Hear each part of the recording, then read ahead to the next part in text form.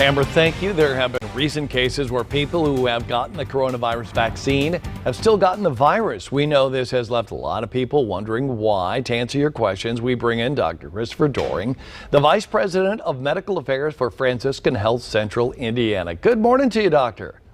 Hey, good morning to you guys, too. All right, the first case just made news a few days ago. A New York representative, he was in close quarters with others on Capitol Hill, not wearing the mask. He tested positive for coronavirus a week after he received the second dose of the COVID-19 vaccine. So why is it possible he not yet built up an immunity? What are we thinking? Yeah, so after the first dose, we think people have about 50% immunity from the vaccine. After that second dose, it generally bumps up closer to that 95%, but it does take about a week and a half to 2 weeks for that to set in. So a little unusual that he would contract coronavirus after that second dose, but if it hadn't been that full 10 days to 2 weeks, he did not have full protection yet at that point. Speaking of the vaccine, what are the side effects, whether it's the first dose or the second dose? People want to know, they know what it's like to get tested, but what is it like to get the vaccine? Yeah, so pretty common, similar to the flu vaccine.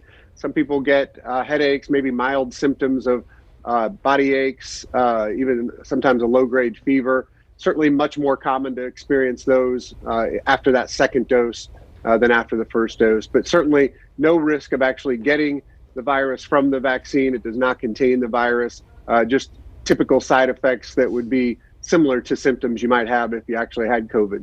How about this one? After you've been vaccinated, can you still transmit the virus? A lot of people think you get the vaccine, it's some sort of a shield, is it?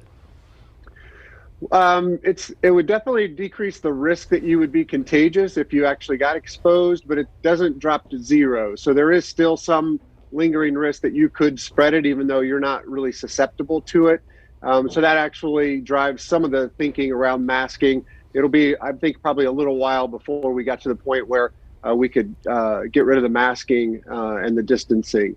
Once we achieve sort of that herd immunity and the spread of the virus in the community drops close to zero, I think we'll be revisiting those questions at that time. Yeah, and you just touched on there. People are wondering, I got the vaccine, I got the first dose, I got the second dose, depending on which one they're going to eventually get. Can I just immediately stop wearing the masks, or should you wear them for a multiple of weeks? I mean, do we know yet?